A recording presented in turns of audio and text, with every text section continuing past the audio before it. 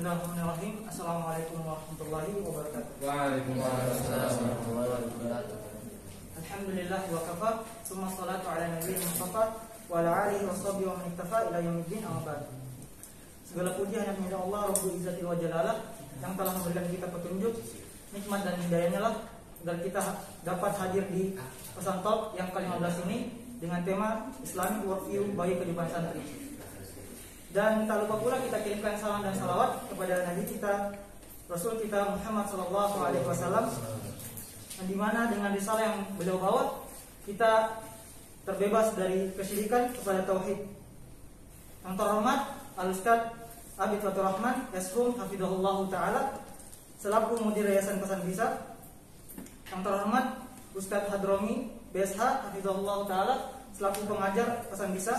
Yang terhormat Ustazah Zidni Hafidhahullah Ta'ala pengajar Masa Triwati Pesan Bisa. Yang terhormat narasumber kita pada malam hari ini yakni Al-Ustaz Yon Mahmudi MA PhD Hafidhahullah Ta'ala, dan peserta pesan talk yang kami banggakan. Hadirin yang berbahagia,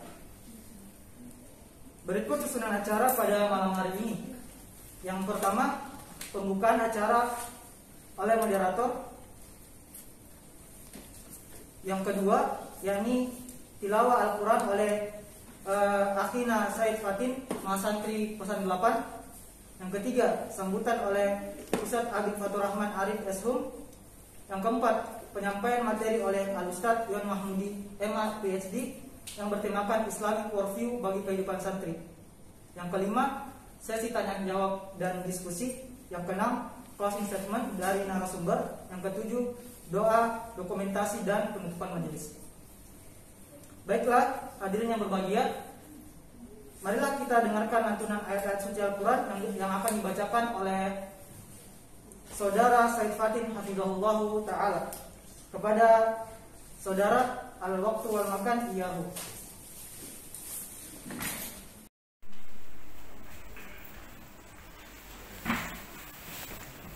Bismillahirrahmanirrahim. Assalamualaikum warahmatullahi wabarakatuh. A'udzu billahi minasy syaithanir rajim. Bismillahirrahmanirrahim. Ya ayyuhalladzina amanu udkhulu fis-silmi kaffah wa la tattabi'u khutuwatis syaitan innahu lakum aduwwum mubin. Fa in zalaltum min ba'di ma ja'atkumul bayyinatu fa'lamu anna Allaha azizun hakim. Hal yanzuruna illa an ya'tiyahumullahu fi dhulalin minal ghamam illa an ya'tiyahumullahu fi dhulalin minal ghamami wal malaikatu wa qudiyal amr wa ila Allahi turja'ul umur. Assalamualaikum warahmatullahi wabarakatuh.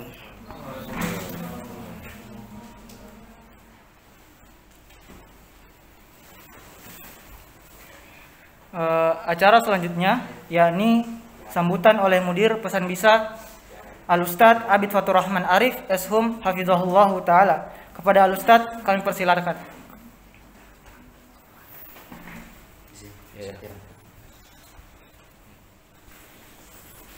Assalamualaikum warahmatullahi wabarakatuh.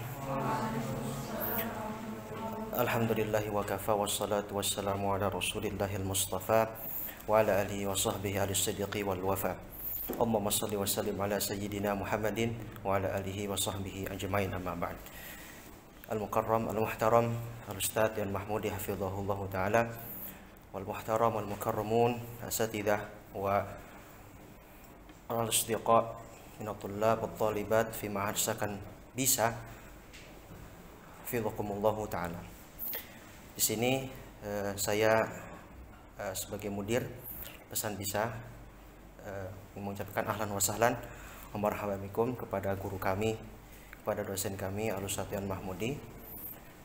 Di sini menjadi suatu kebahagiaan bagi kami dengan ilmu beliau dan kedudukan beliau bisa memberikan pada kita mungkin sedikit bahkan banyak ya pengetahuan kita tentang Islamic worldview, dan beliau mengambil salah satu tema yang penting dari Islamic worldview itulah bagaimana kita beragama secara moderat. Dan ini perlu diketahui Satyan, salah satu visi kami pesan bisa itu 3, intelek, moderat, dan kafah. Nah ini sudah berlangsung semenjak 8 tahun ya. Dahulu mudirnya beliau Ustaz Hadromi ya, saya ini baru tahun ini Satyan, pas banget S1 lulus ya. Dulu saya masih murid beliau, saya belum berani jadi mudir ya. belum bisa, tapi sekarang alhamdulillah gitu. Dan semoga ini bisa menjadi tambahan ilmu buat teman-teman semua. Dan jika ada pertanyaan atau hal yang ingin didiskusikan maka silakan. Dan ini perlu sedikit saya kasih tahu, di sini mahasiswa santri kami dari berbagai jurusan dan universitas, banyak dari UNIF Indonesia, banyak juga dari Gunadarma, banyak juga dari PNJ, dari sekarang yang baru dari UIN ya. Dan mereka semua di sini sama-sama ingin belajar agama di tengah kehidupan mereka dalam kehidupan kampus. Nah mungkin di sini Satyon bisa memberikan lebih banyak kepada mereka khazanah dan wawasan tentang kedua hal tersebut begitu. Baik, itu saja dari saya, tanpa berpanjang kalam, semoga bermanfaat. Wassalamualaikum warahmatullahi wabarakatuh.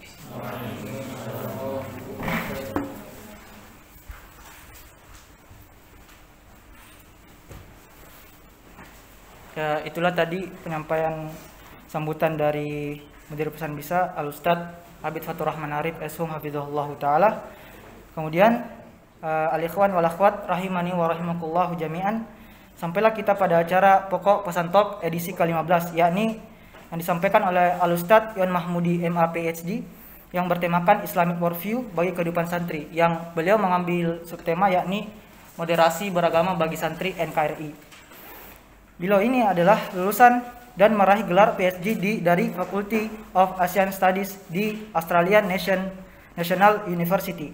Beliau juga merupakan narasumber terkait situasi politik di Timur Tengah dan kepala lektor prodi Ilmu Sejarah UI, dosen prodi Ilmu Sejarah, Sastra Arab dan Ilmu Politik Universitas Indonesia, Kaprodi Kajian Timur Tengah dan Islam di Universitas Indonesia, dan beliau juga pendiri dari sekaligus Direktur Eksekutif Inmind Institute. Langsung saja kepada Al-Ustadz Yan Mahmudi MA PhD kami persilahkan. Ya, baik. Assalamualaikum warahmatullahi wabarakatuh. Alhamdulillahirabbil alamin, wassalatu wassalamu ala asyrafil anbiya'il mursalin sayyidina Muhammadin wa ala alihi wa sahbihi ajma'in, amma ba'd. Yang saya hormati Ustaz Hadromi, kemudian Ustaz Abid, tulab talibat. Alhamdulillah dalam kesempatan ini saya bisa hadir bersilaturahmi di pesantren Bisa ya. Bisa itu kepanjangan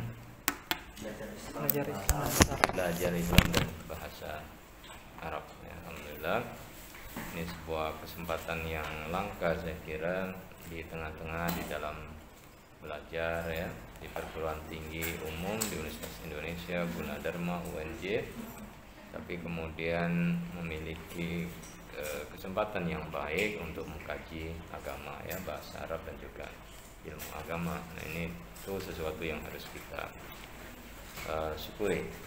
Untuk ini mengoperasikannya gimana? Mau atau bisa ditaruh di meja sini?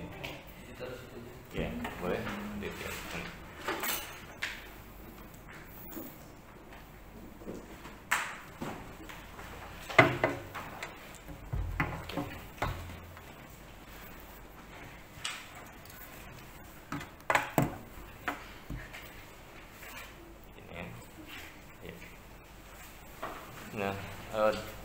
berkaitan dengan Islamic worldview ya, pandangan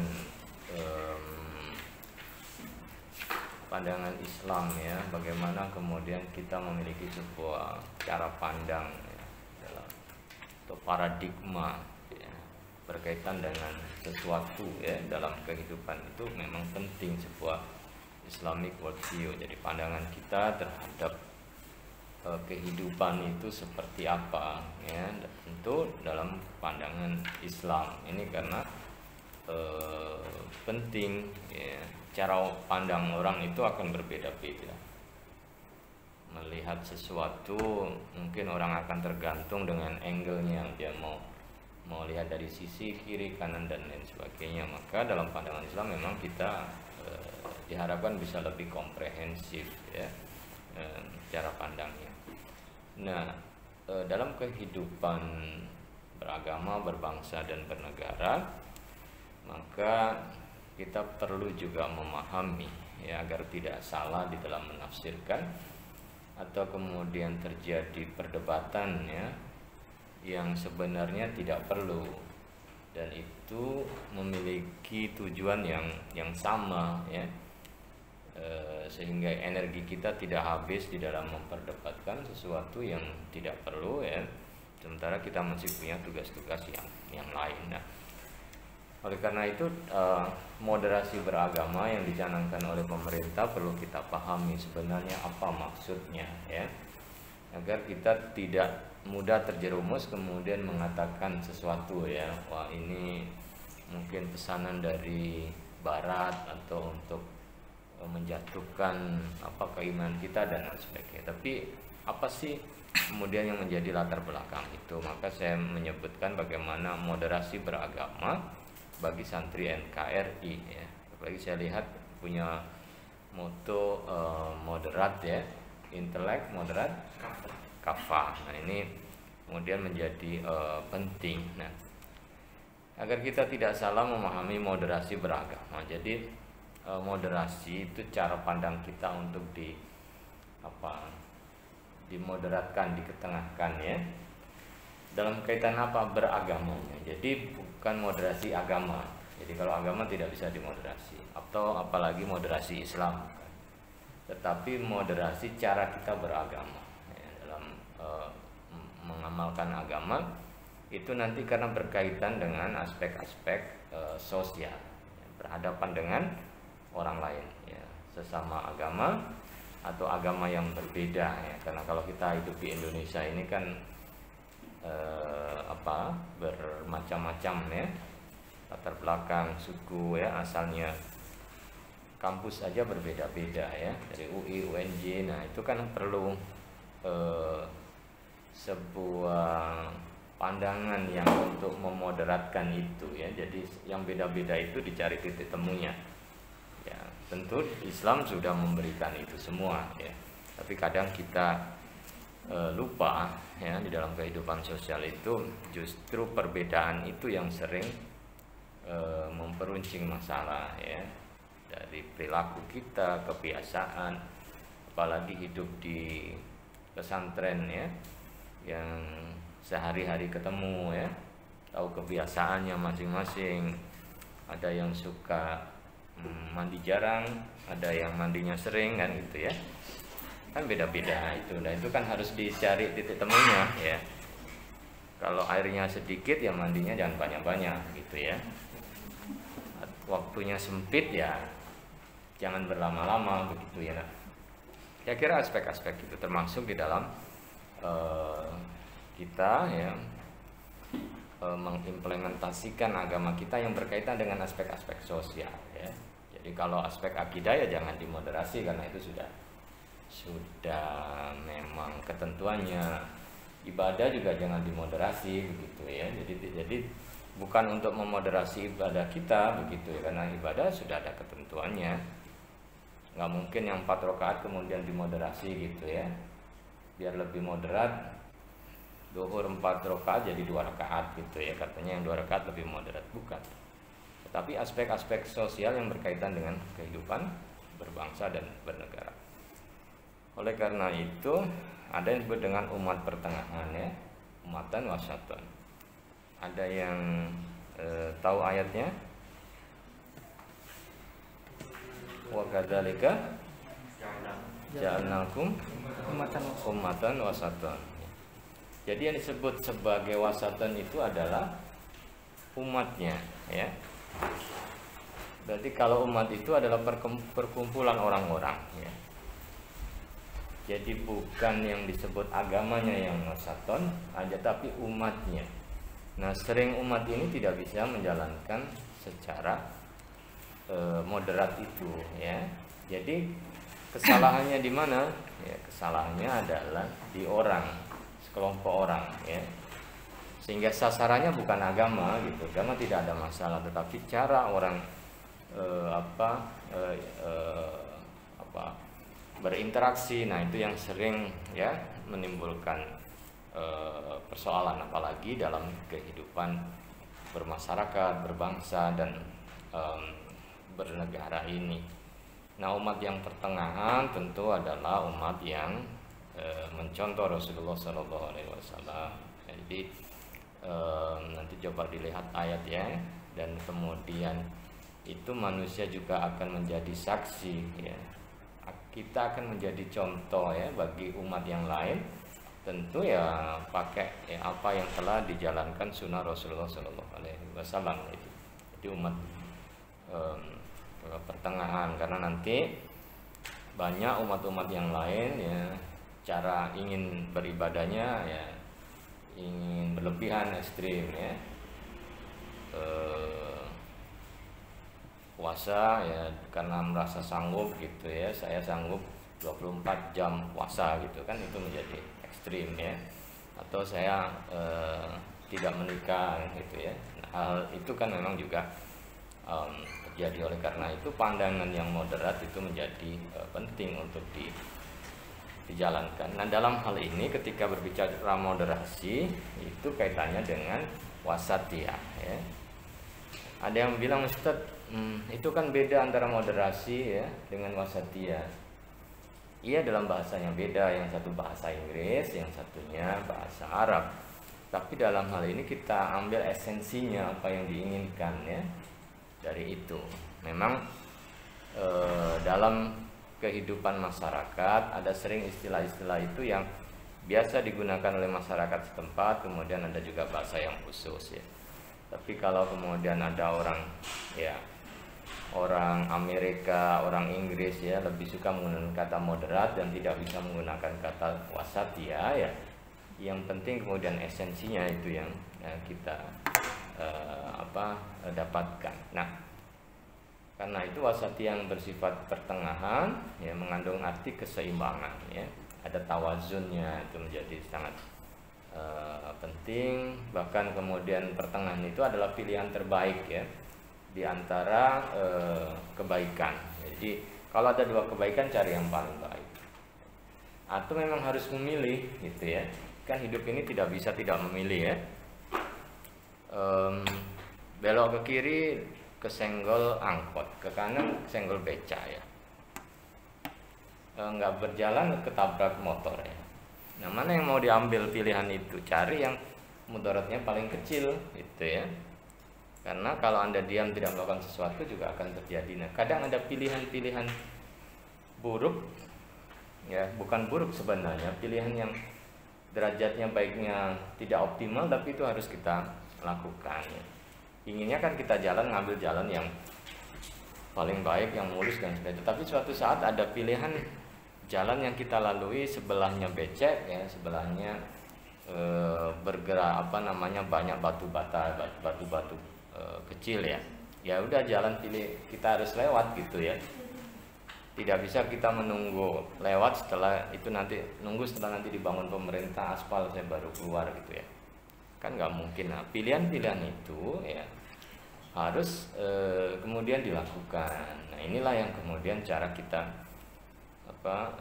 menjalankan secara moderat ya. Ya, tidak perlu mengumpat dulu ya, istilahnya itu jangan mengutuk ya kegelapan ya. Jadi kalau gelap jangan marah-marah, tapi coba cari lilin gitu ya. walaupun lilinnya nggak seterang ini, idealnya kan terang begini, tapi ya cukup menjadi penerang darurat itu, maka itu pilihan itu harus dilakukan. Nah itulah yang kemudian posisi yang ya, tengah, karena orang akan dipaksa dalam kondisi tertentu menerima realitas itu. Ya. Nah, kalau Rasyid Ridho mengatakan wasat adalah keadilan, ya. Jadi bagaimana kita bisa berbuat adil ya kepada orang lain, bahkan kepada orang yang kita tidak suka kepadanya, tapi harus berbuat adil ya. Jadi kalau hakim itu harus memutuskan, walaupun dia tidak suka, dia benci kepada orang yang dia adili, tapi kalau dia dalam posisi benar ya, dia harus bisa mengatakan yang benar yang mana ya. Bukan siapa yang memberi uang lebih banyak kemudian dibenarkan ya. Nah ini keadilan ya, dan pilihan terbaik. Jadi itu adalah pilihan yang terbaik yang tidak menuntut berlebihan ya, atau sebaliknya mengabaikan ya. Jadi orang yang moderat itu tadi itu bukan orang yang pada titik ekstrim ya, mau puasa terus menerus 24 jam, atau disebut moderat orang yang mengabaikan tidak puasa sama sekali gitu ya. Saya moderat nih nggak puasa gitu ya. Nggak bisa seperti itu ya, bahwa ya menjalankan agama itulah moderatnya gitu ya. Jadi tidak bisa kemudian orang yang tidak menjalankan agama kemudian itu adalah orang yang moderat begitu. Nah, kalau Kamal Hasan mengatakan bahwa moderat itu adalah pencapaian keadilan ya. Jadi keadilan yang optimal yang bisa dia tunaikan, justru itulah sikap pertengahan yang bisa dia jalankan. Atau keunggulan moral. Jadi justru moderat itu sebuah nilai moral yang tinggi ya, dan menghindari sikap ekstrim dan ketidakadilannya. Jadi menuntut yang berlebihan ya, kan harus tahu kondisi masing-masing ya. Tiap orang kalau menghafal Al-Quran juga tiap orang mungkin punya batasnya ya. Berapa sehari ya bisa dihafal Al-Quran ya, rata-rata berapa banyak, berapa lembar dalam satu hari, biasanya berapa? Jaki satu halaman ya, satu halaman, bukan halaman depan ya, jadi satu halaman ya. Tapi kan tiap orang beda-beda gitu ya. Jadi ustadz yang adil, yang moderat nggak bisa disamakan ya. Mungkin ada yang bisa satu halaman, ada yang 2 halaman, ada yang setengah halaman, atau ada yang tidak pakai halaman sama sekali ya.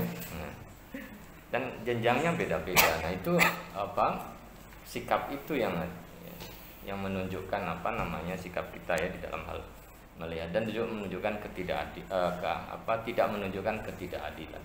Jadi ya adil dalam mensikapi segala sesuatu tadi ya, umat pertengahan, kemudian pengertian moderasi, sehingga kita tidak salah paham ya. Jadi yang dimaksud yang dimoderasi itu apa gitu ya, sehingga sering banyak orang mengatakan jangan menggunakan moderasi, nanti Islam dimoderasikan, akidahnya dimoderasikan, ibadahnya bukan, tapi aspek-aspek sosial yang berkaitan dengan ya, kehidupan sosial berbangsa bernegara itu yang harus menimbang, istilahnya sebenarnya harus menimbang orang lain. Nah, aspek tawasud sebagai contoh ya, ini juga bisa menjadi penting ya. Sebagai contoh, tawasud itu meliputi aspek keseimbangan yang disebut dengan tawazun, dan juga keadilan atau i'tidal, dan bukan berarti mencampur adukan semua unsur yang ada. Jadi orang moderat itu bukan berarti semua ya unsur-unsur itu digabungkan ya, bukan, tetapi ada keseimbangan, ada i'tidalnya, tawazun itu. Sebagai contoh di dalam akidah ya, jadi keseimbangan antara dalil akli dan nakli ya. Jadi tetap dalam aspek tertentu ya, bagaimana akal kita ini bisa meyakinkan ya terhadap keberadaan ya penciptaan Allah Subhanahu wa taala. Jadi akal itu diminta juga untuk bisa membuktikan itu walaupun sudah ada dalil-dalil naklinya, sehingga akal itu sebagai penopang. Jadi kalau belajar filsafat jangan kemudian malah akal itu digunakan untuk membuat keraguan-raguan orang, tetapi justru akal kita digunakan untuk menopang akidah keyakinan kita ya. Kemudian tidak mudah memvonis ya musyrik ya, kafir apa dan lain sebagainya. Dalam syariah ya, terhadap masalah yang dhoniat ya dapat ditoleransi, mungkin adanya perbedaan pendapat ya, ulama-ulama dan lain sebagainya. Nah, kita juga menunjukkan sikap itu ya. Dari sisi akhlak yang luhur ya, itu selalu berada di antara dua ujung sikap yang ekstrim ya. Sebagai contoh sikap tawadhu ya, itu ada orang yang punya sikap yang sombong ya. Kemudian ada orang yang pada satu ekstrim itu sombong, pada satu ekstrim yang lain sangat rendah diri. Nah, dua-duanya itu ekstrim ya. Anda jangan menjadi orang sombong dan jangan jadi rendah diri. Maka ambil sikap yang tawadhu itu ya, menunjukkan sikap pertengahan. Dermawan ya. Itu ada orang yang sangat pelit ya, ngeluarin uang 1.000 saja dihitung ya, mana kembaliannya gitu ya. Belanja kurang 500 perak aja ditungguin sampai lama ya. Tetapi ada orang yang menghambur-hamburkan uangnya banyak, dibuat tidak bisa dikontrol dan sebagainya. Baru dapat kiriman dari orang tua langsung beli handphone 2 gitu ya. Satu dipakai sudah bosan ya, ditinggal dan lain sebagainya. Itu kan dua sikap. Maka kemudian di antara orang yang sangat hura-hura dan orang yang sangat pelit itu, maka harus ada sikap yang dermawan ya. Dia memberikan ya sesuatu memang sesuai dengan kebutuhannya ya. Jadi ketika beramal dia tidak sangat pelit, atau dia malah menggunakan uangnya untuk hal-hal yang tidak baik. Nah itu ya, jadi sikap-sikap. Nah dalam kaitan, nah ini juga mungkin ya, kita juga perlu melihat ya kebudayaan atau perilaku masyarakat sekitar kita yang sudah baik gitu ya, dan itu tidak melanggar syariah ya, diberikan kesempatan gitu ya untuk berkembang ya. Kalau di pasar ada tradisi tawar menawar dan itu baik gitu ya, tidak merugikan ya, atau tidak ada unsur riba dan sebagainya, boleh ya. Kalau ada kebiasaan di masyarakat kalau jalan selalu lewat sebelah kiri ya, dan itu kan tidak melanggar syariat ya, itu baik gitu ya. Itu aturan tradisi tetapi bagus. Coba kalau kemudian orang kan sudah punya kebiasaannya kalau jalan selalu ambil kiri ya, jadi nggak akan tabrakan gitu. Coba kalau nanti yang orang ngambil kiri kemudian ngambil kanan gitu ya, bingung antara satu sama yang lain. Tapi nanti kalau ke Saudi naik mobilnya kanan apa kiri? Kanan ya. Jadi kalau di Indonesia kita biasa bawa mobil kiri, di Saudi harus kanan. Anda jangan ngotot tuh di Indonesia kiri kok di sini jadi kanan gitu ya. Terus Anda tetap sebelah kiri ya ditabrak gitu. Nah, tradisi-tradisi yang sudah ada dan sudah nyata baik ya, yang sudah ma'ruf itu ya dijalankan gitu ya, agar tidak terjadi kekacauan. Nah dalam kaitan dengan negara ya, kita hidup bernegara. Jadi negara yang didirikan atas dasar konsensus ya bersama ya. Jadi bangsa kita ini didirikan oleh ulama, oleh ya, yang lain, dan sepakat bahwa negara kita berada di negara ini ya harus menjadi bagian dari kita gitu ya. Kalau ada yang menyerang ya kita harus membela gitu ya kehidupan kita ya. Kalau ada yang salah diingatkan ya, tapi tentu dengan cara yang baik ya, tidak menimbulkan ya sesuatu yang orang pemimpin kalau dinasihati ya dengan cara penuh hikmah ya. Tapi kalau pemimpin dicerca di depan ya, namanya manusia pasti harus membela diri ya. Jangan sampai ya orang yang kalau disalahkan itu cenderung defensif ya. Jadi jangan disalahkan di depan publik ya, tapi mungkin didatangi, diomongi baik-baik dan lain sebagainya. Nah, itu cara-cara ya dalam kaitan moderasi beragama. Nah,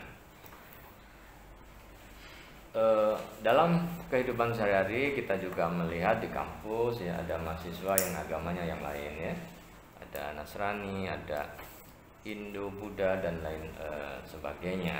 Nah, maka juga harus memang kita dituntut untuk bergaul ya, mungkin belajar ya, diskusi di kelas ya, di UI kan juga banyak seperti itu. Kita tidak bisa memilih atau saya maunya diskusinya sama yang muslim saja, kan nggak bisa ya, nanti mereka mungkin tersinggung ya.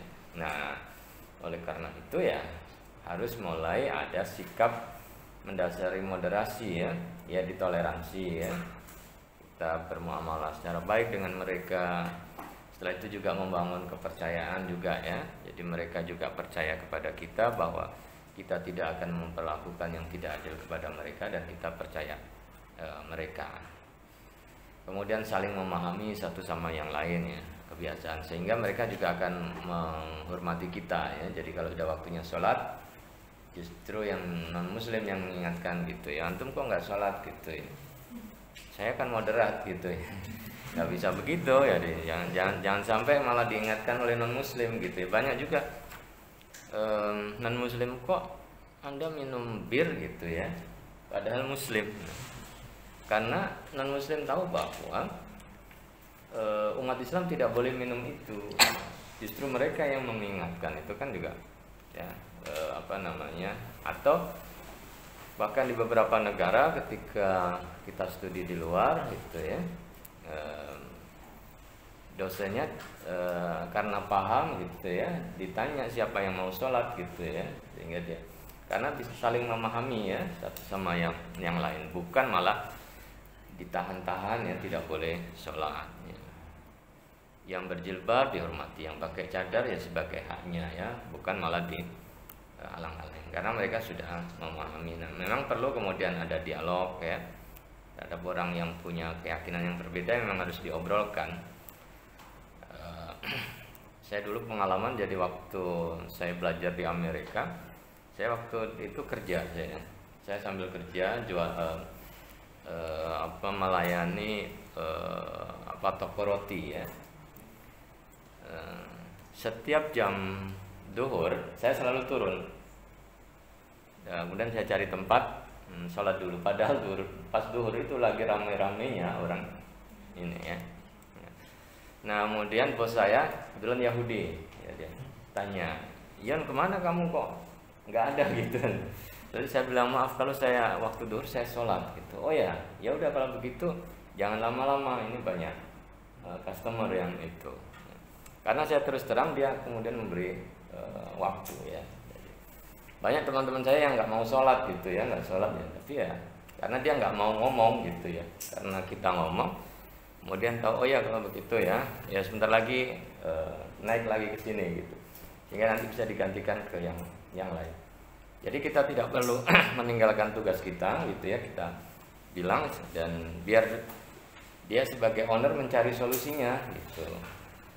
Karena kalau kemudian kita tanpa izin ya, biar bagaimanapun kan kita bekerja orang ya, mungkin dia menjadi marah atau nggak tahu, tapi begitu tahu dia paham, oh ya kalau begitu, kalau jam segini kamu sholat ya, jadi dia tahu sendiri. Nah, hal-hal itu penting untuk dilakukan.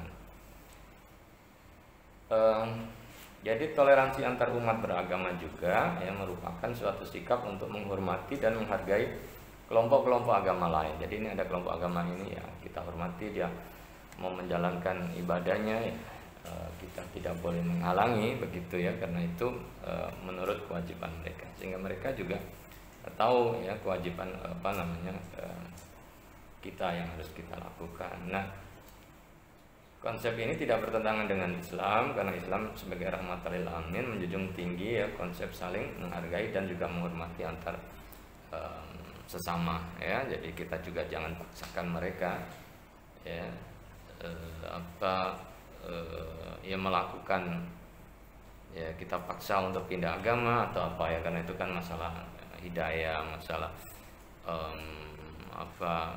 seseorang yang mungkin kaitannya dengan agama. Justru kalau kita berbuat baik, bisa saja kemudian mereka paham amalan kita baik, kemudian mereka tertarik untuk masuk Islam ya.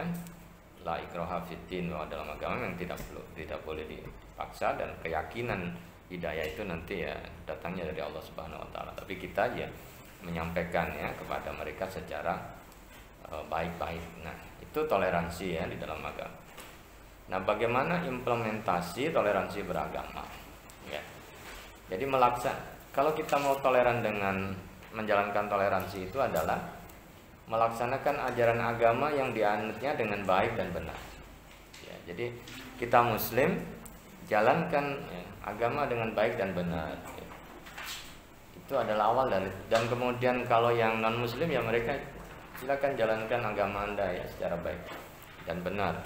Ya. Tidak perlu ribut dan lain sebagainya. Jadi bukan kemudian mencampur adukkan ya agama kita sharing aja deh agamanya gitu ya. Kamu melaksanakan ini, saya melaksanakan tidak bisa karena wilayahnya sudah beda. Jadi masing-masing berikan kesempatan untuk melaksanakan ajaran yang baik dan benar. Kemudian setelah itu menghormati agama yang diyakini oleh orang lain. Jadi kalau dia meyakini agama itu ya dihormati saja. Oh ya, menurut Anda itu betul ya. Gitu ya, nggak usah menurut saya itu salah kemudian kita hujat mereka, karena itu nanti menimbulkan konflik ya.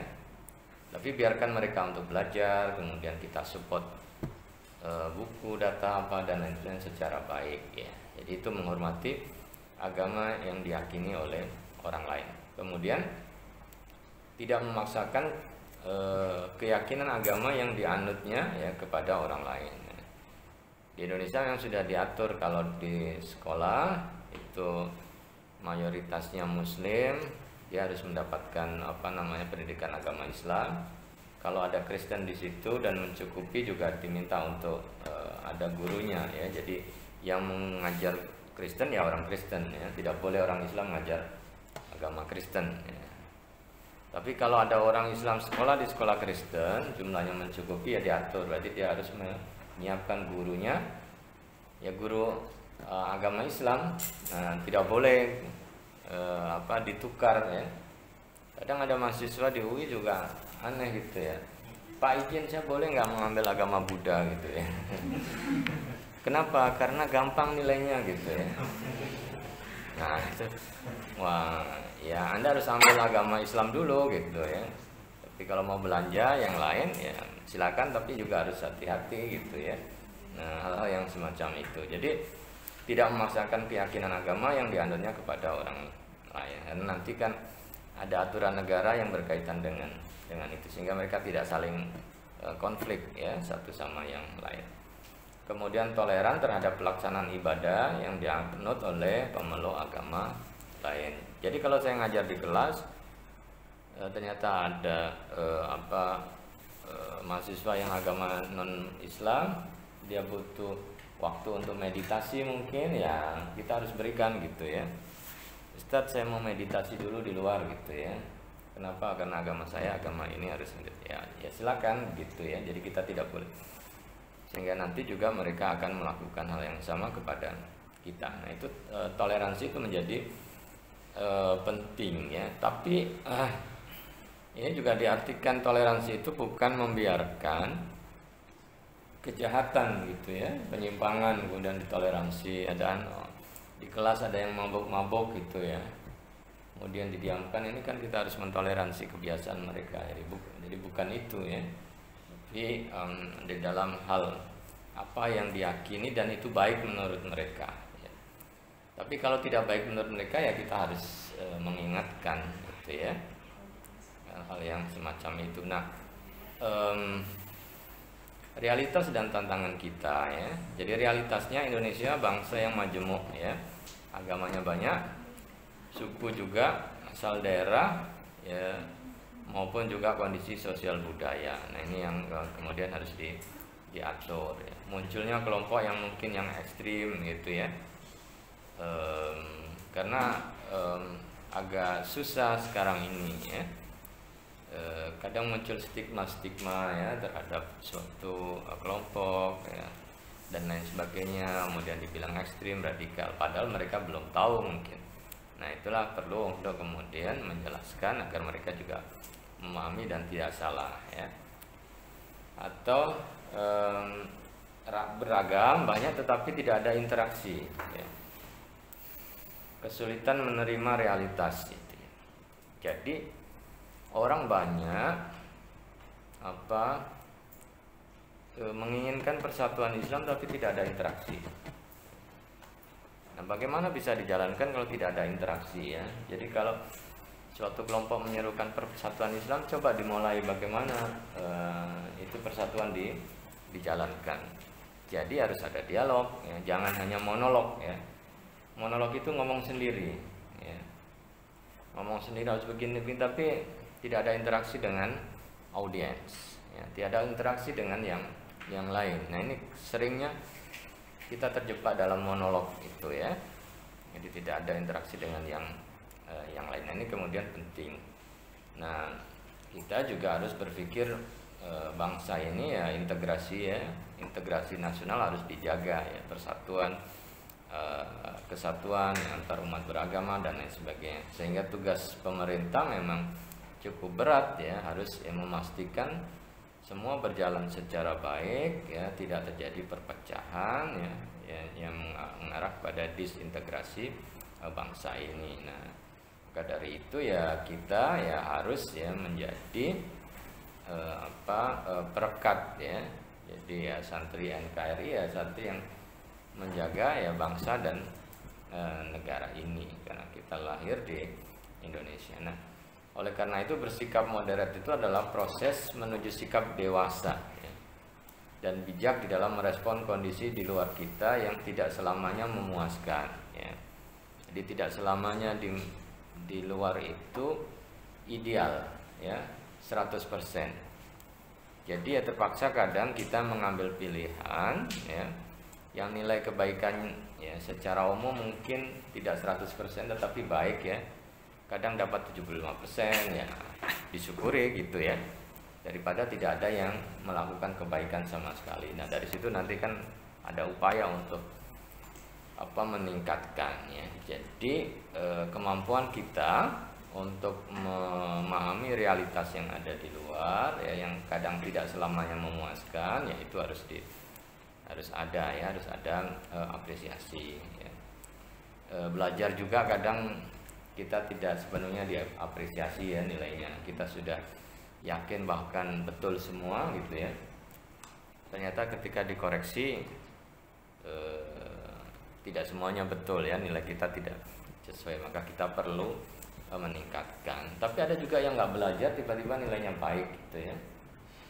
Ternyata dosennya lupa gitu ya. Ya mungkin sudah nasibnya bagus gitu ya.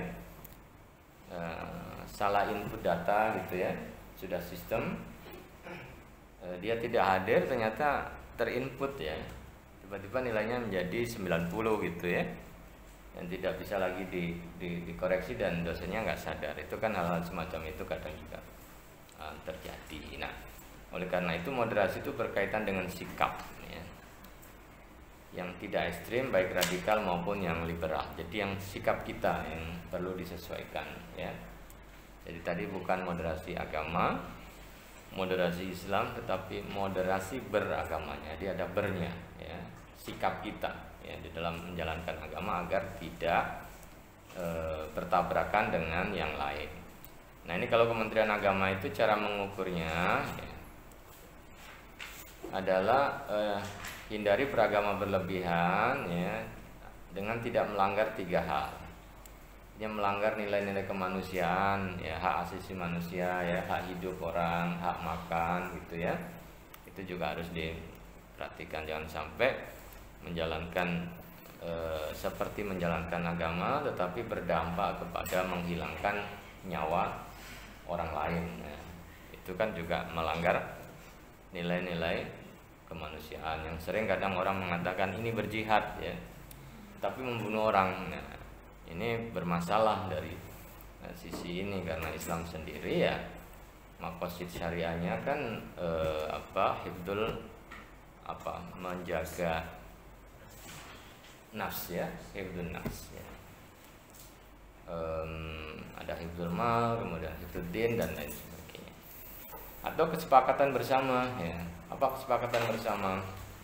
Ya negara ini kan sudah kontrak kita ya, bahwa aturan-aturannya seperti ini sudah ditetapkan ya, berorganisasinya. Oh ini kita pakai prinsip untuk menyatukan 5 dasar ya, ikuti saja. Itu kan semua juga hal-hal yang baik dan tidak bertentangan ya, karena itu ya sudah menjadi sebuah peraturan ya, sama seperti aturan ya yang sudah ditetapkan.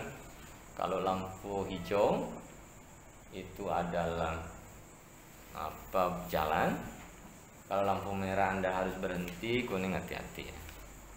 Itu nggak usah ditaati, itu sudah. Coba kalau Anda, ini kan aturan ini buatan manusia ini ya, bukan hukum Allah gitu ya. Ngapain merah kita harus mau berhenti ya? Kalau merah langsung aja jalan gitu. Apa yang terjadi ya? Kalau semua berpikir seperti itu ya, merah jalan aja ya bisa tabrakan di itu. Jadi ada aturan-aturan yang diatur secara spesifik oleh kelompok manusia, aturan di kelas gitu ya. Dosen mengatakan bahwa kalau di kelas ya, Anda harus hadir ya 70 maksimal minimal 75 ya. Kalau 25 nanti lebih dari itu ya tidak boleh ujian. Kita tidak bisa menentangnya karena itu sudah kesepakatan bersama gitu ya. Tidak bisa protes, itu kan aturan dosen kan manusia gitu ya. Mengapa kita harus diatur-atur seperti itu? Nah ya itu karena sudah ada agreement, ada kesepakatan ya kita jalani. Nah, itu kesepakatan. Nah kalau bersamaan berkaitan dengan negara ya, negara Republik Indonesia ya sudah kaitan aturan-aturan yang ada, hukum-hukum yang sudah telah ditetapkan ya, maka tujuan kita ya tinggal menjalankan. Atau melanggar ketertiban umum ya. Nah ini kan berkaitan dengan masalah sosial, masalah yang lain ya. Sholat Jumat bagus ya. Kalau perlu harusnya dibuat fasilitas masjidnya yang bagus ya. Tapi jangan meluber ke jalan raya ya. Ya memang nggak dosa, tetapi secara etika dengan yang lain pengguna jalan ya menjadi bermasalah ya. Kan tidak semuanya paham gitu ya. Jangan sampai orang sholat diumpat-umpatin gitu ya. Wah ini gara-gara sholat Jumat saya jadi telat ke rumah sakit ya, atau mengantar orang sakit karena jalannya ditutup ya. Padahal itu adalah akses untuk umum. Atau pengajian ya, bagus pengajian ngaji taklim, tapi kalau kemudian jalan-jalan aksesnya ditutup semua, orang nggak bisa aktivitas ya, menimbulkan masalah. Nah ketertiban umum itu yang diperhatikan karena banyak kepentingan umum yang dijalankan oleh masyarakat ya, jangan sampai terganggu. Ada orang yang mau ke rumah sakit ya, nggak bisa lewat situ ya, butuh kecepatan waktu ya. Atau mengantar jenazah orang yang meninggal, itu yang paling sering kayaknya lebih serem gitu ya kalau lihat rombongan jenazah itu iring-iringannya. Ya kadang orang bercanda, ngapain sih buru-buru gitu ya. Kalau ke rumah sakit ya memang diselamatkan, tapi ya mungkin bisa dijalankan secara baik, santun ya. Malah kadang ada yang gedor-gedor mobil orang lain disuruh minggir. Nah itu kan maksud tujuannya baik ya, itu juga menjalankan salah satu perintah agama, tapi dari aspek-aspek sosial kemudian itu menimbulkan masalah. Nah jangan sampai kemudian umat Islam dilihat ya dengan cara-cara yang seperti itu ya. Itu hal-hal ini saya kira menjadi yang harus kita lakukan. Nah agenda besar kita memang penting untuk diketahui bahwa perlu ada diperkuat semacam dialog ya, ngobrol ya dalam satu kelompok ya, hidup bersama. Mungkin dalam satu asrama kalau tidak ngobrol, tidak dialog ya akan kalau ada yang tidak setuju ya disampaikan ya, karena kalau tidak nanti dianggap hal yang biasa, yang wajar. Kalau ada masalah yang mungkin perlu diintermediasi, didekatkan ya antara, kalau ini masalah agama ya, dalam menciptakan toleransi, saling percaya dan memahami. Nah, mahasiswa juga harus menjadi model dalam pelaksanaan toleransi, moderasi beragama di kampus maupun juga di masyarakat. Ya kan sudah ada aturan yang tidak boleh menghina agama atau Tuhan orang lain ya. Karena kalau kita hina ya mereka akan menghina Tuhan Allah Subhanahu wa taala. Kemudian moderasi beragama menjadi panduan bagi umat beragama dalam memperkuat nasionalisme dan kebangsaan ya. Dengan ini kemudian ya kita bagian dari bangsa Indonesia. Kemudian ya moderasi beragama menjadi penopang utama dalam menjaga keutuhan NKRI, sehingga kita umat Islam ya punya kewajiban yang menjaga negara ini ya, agar tidak terjadi konflik, agar tidak terjadi saling memusuhi satu sama yang lain, tapi justru ya akan terjadi kedamaian ya, saling menghormati satu sama yang lain. Nah, saya kira ini ya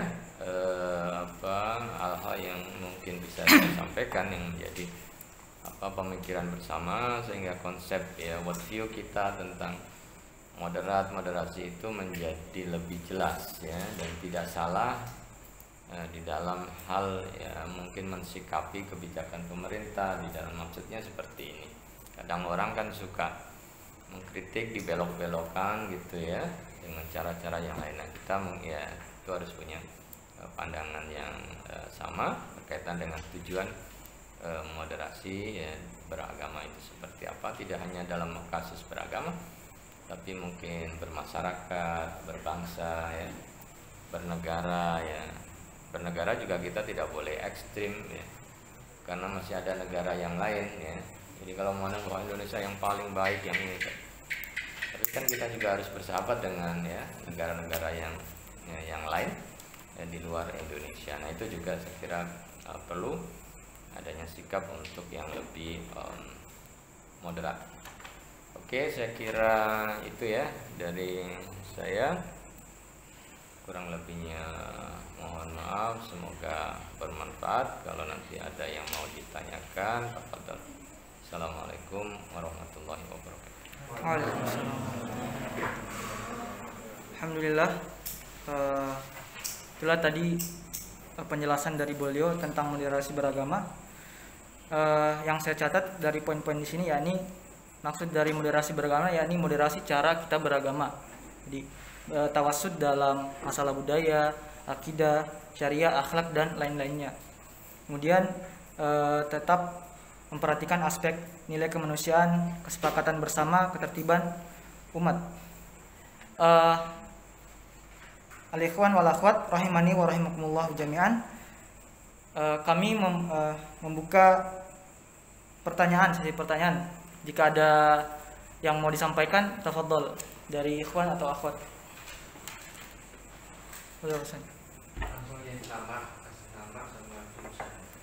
nama sama jurusan. Ya, assalamualaikum warahmatullahi wabarakatuh. Waalaikumsalam. Sebelumnya kenalkan nama ini namanya Muhammad Hussein, angkatan 2012 dari Fakultas Teknik Universitas Indonesia. Oke. Di Depok. Mungkin gimana ya? Sebelumnya ingin mengucapkan makasih banyak atas kesediaannya dan ada materinya dan penyampaiannya. Semoga Allah balas. Pertanyaannya ya. Mungkin pertama ini dulu Ustaz. Tadi disebutkan bahwa budaya yang masuk itu yang baik yang baik kita ambil, dan yang mungkin yang tidak baik itu ya jangan diambil. Dan budaya itu bisa di mana saja. Tadi contoh jalan di kiri di Indonesia sudah di kanan.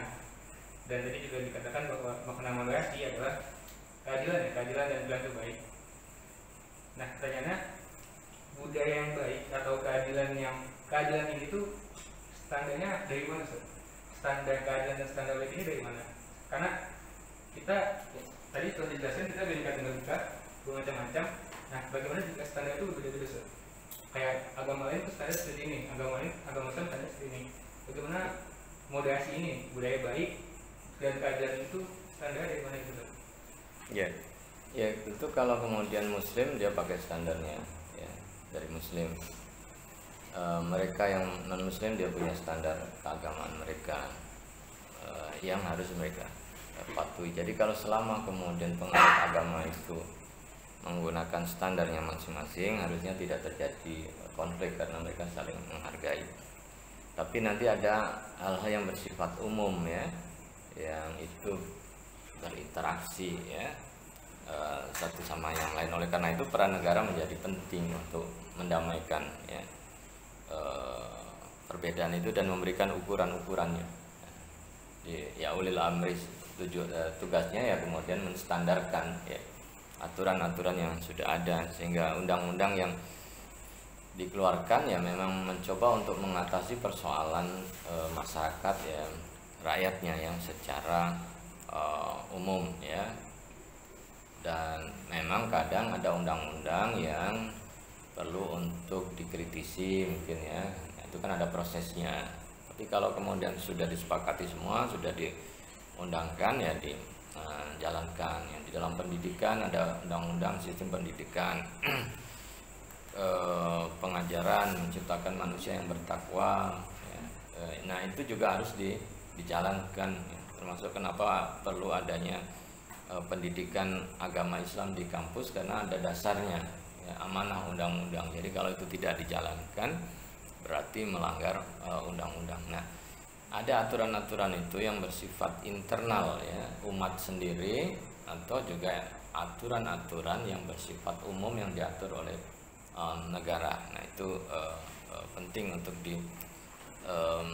dilihat. Nah ya sebagai seorang muslim tentu menginginkan aturan-aturan itu menjadi universal ya, bisa diikuti orang yang lain dan yang lain juga tidak berkeberatan. Itu banyak ya ajaran-ajaran dari Islam yang kemudian itu juga sudah menjadi kesepakatan bersama. Jadi hal-hal yang bersifat ya atau akhlak itu kan juga ya prinsipnya kita diminta untuk menghormati orang tua. Nah cara menghormati orang tua kadang ada perbedaan ya, tentu di dalam Islam ada tuntutan, tapi kadang ada pada hal-hal tertentu ya berkaitan dengan internal ya. Ada orang tua merasa dihormati ya kalau anaknya menurut, atau kalau anaknya sudah bekerja ya kirim nafkah gitu ya. Nah itu mereka sudah senang. Atau ada hal-hal yang lain yang itu menurut kebiasaan di rumah ya, dan itu baik ya bisa dijalankan. Tapi dan tentu kita berusaha untuk melihat sebenarnya dalam ajaran Islam itu seperti apa ya, kaitannya berbakti kepada orang tua ya.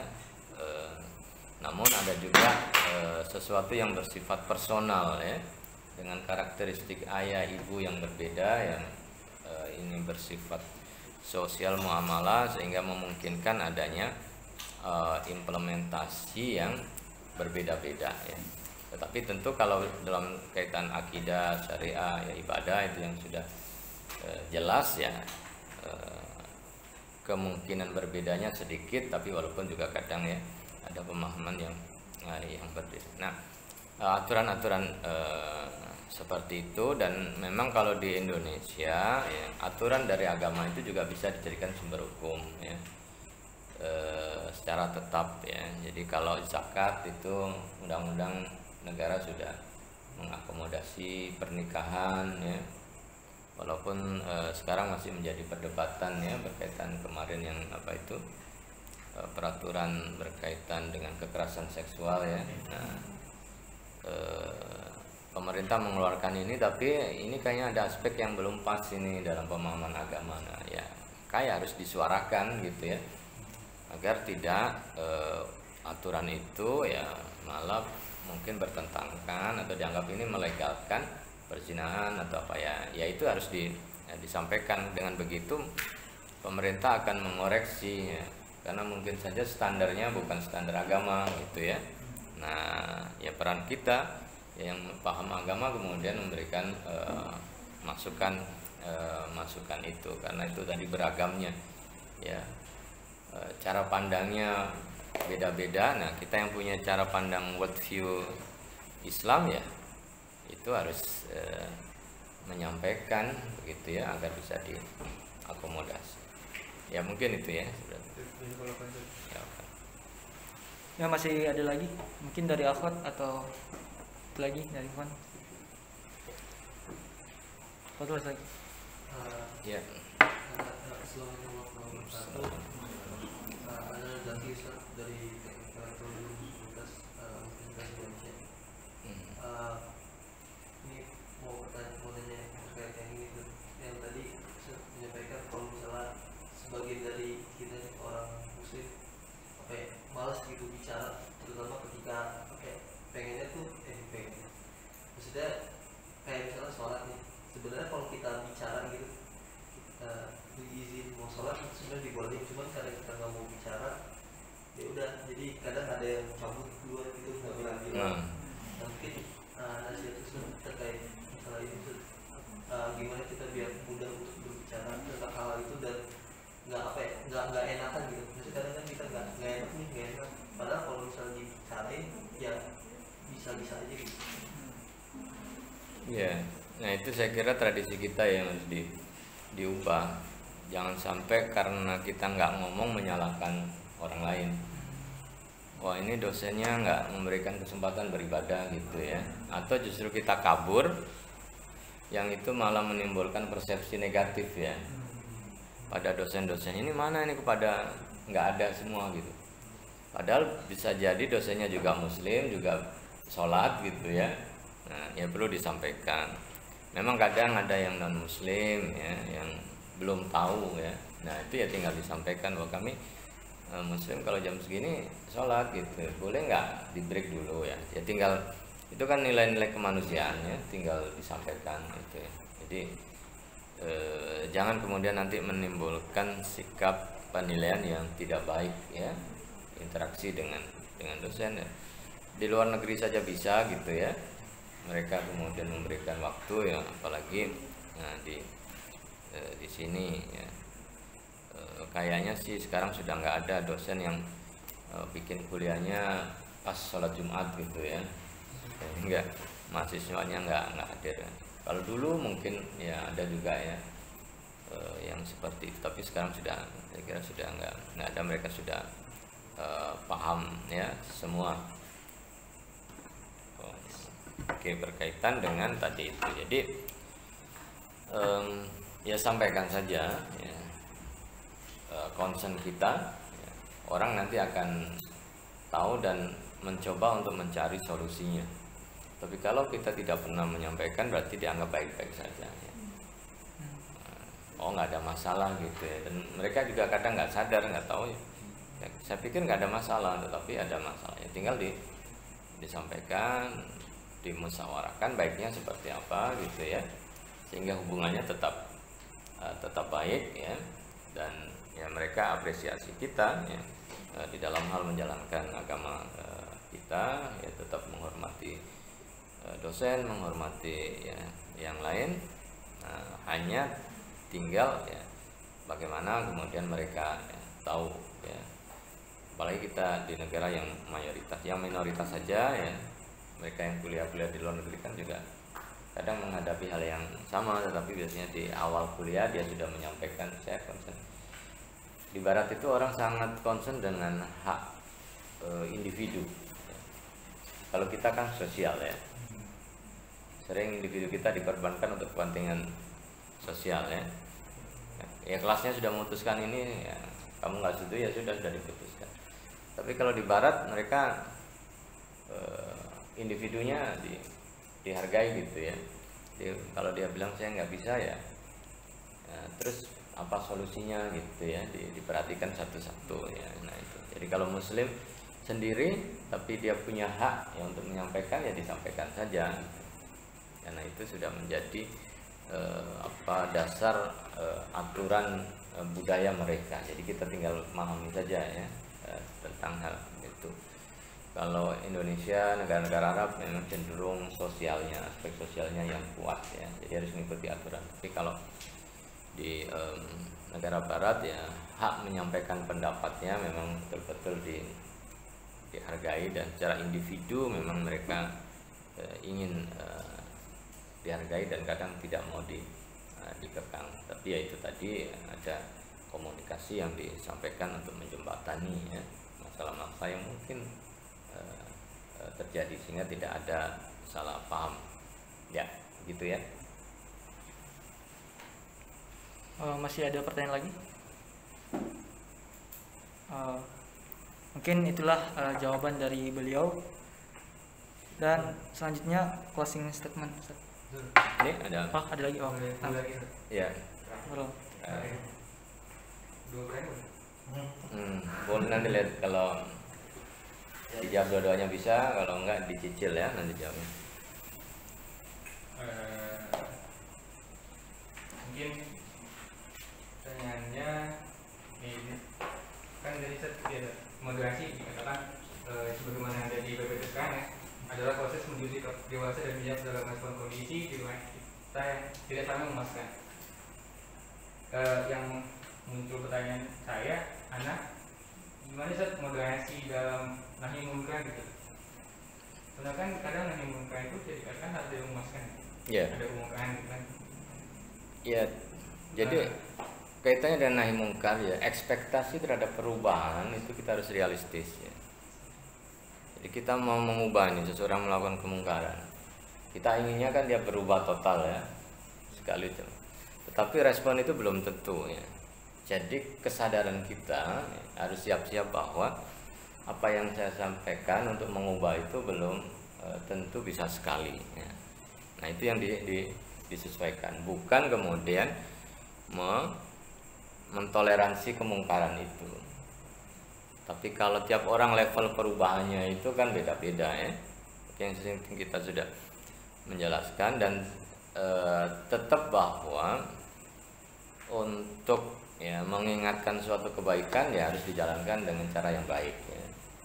Walaupun mungkin orang itu orang yang mungkar, yang apa dan lain-lain, tapi kita tujuan itu untuk mengingatkan kebaikan ya kita sampaikan dengan caranya. Nah, mengenai kemudian hasilnya apakah kemudian langsung 100% berubah, ya bagus ya. Tapi kalau dia hanya bisa berubah 10%, 20%, nah kemampuan kita untuk menyadari realitas itu yang harus kuat ya, sehingga kita tidak berhenti ya untuk mengingatkan. Prinsipnya tadi mengingatkan secara baik, secara hikmah ya, agar orang lain tidak justru memusuhi kita ya. Kemudian kita siap-siap hasilnya seperti apa ya, langsung dia tinggalkan bagus ya.